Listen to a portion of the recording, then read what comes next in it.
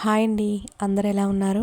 అందరు బాగుండాలని మనస్ఫూర్తిగా కోరుకుంటూ welcome back to me Durga channel. ఈరోజు నేను మీకు షేర్ చేస్తున్న ఒక రెసిపీ ఆల్రెడీ మీకు అర్థమైపోయి ఉంటుంది, వీడియోలో చూపిస్తున్నాను కాబట్టి. పుదీనా రైస్ అండి.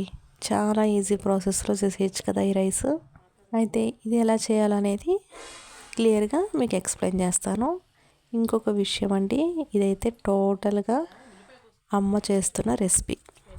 ముందుగా స్టవ్ వెలిగించి ప్రెషర్ కుక్కర్ పెట్టేసుకోండి. అందులో ఒక స్పూను ఆయిల్ వేసుకోండి, ఇంకొక స్పూను నెయ్యి వేసుకోండి. కొంచెం హీట్ అవ్వగానే బిర్యానీ దినుసులు వేసుకుంటాం కదా, బిర్యానీ ఆకు, దాల్చిన చెక్క, లవంగాలు, ఇలాచి, ఇవన్నీ కూడా వేసుకోండి. కొంచెం ఫ్రై అయినాక ఒక ఆనియన్, సన్నగా కట్ చేసుకున్న ఆనియన్, ఒక 5 పచ్చిమిరపకాయలు అనమాట వేసేసుకొని ఒకసారి ఫ్రై చేసేసుకోండి.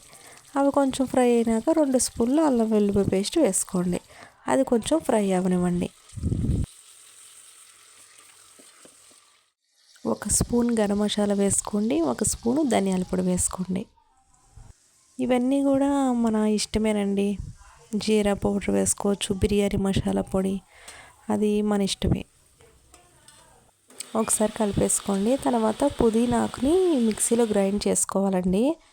అయితే అమ్మ కొంచెం బాగా థిక్గా కాకుండా కొంచెం లూజ్గా గ్రైండ్ చేసింది. ఈ పుదీనా పేస్ట్ని ఫ్రై అవుతున్న ఈ మసాలా, అదే ఆనియన్స్ ఇవన్నీ ఉన్నాయి కదా, ఇందులో వేసేసుకుందామండి.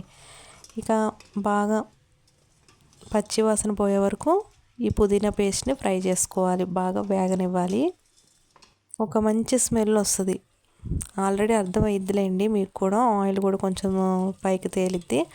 ఆ టైంలో మనం ఏంటంటే వాటర్ యాడ్ చేసుకోవాలి. ఇప్పుడు గ్లాసున్నర బియ్యానికి 3 గ్లాసులు వాటర్ అయితే మేము వేసుకున్నామండి. సరిపడినంత ఉప్పు కూడా వేసుకోండి. ఇక ఒకసారి కలిపేసుకొని మూత పెట్టుకోండి. హై ఫ్లేమ్లో పెట్టుకోండి మంట. బాగా నీళ్ళు అనేవి బాగా మరిగినాక ఇక సిమ్లో పెట్టి మంట నానబెట్టుకున్న రైస్ని, బియ్యాన్ని ఇందులో వేసేసుకోండి.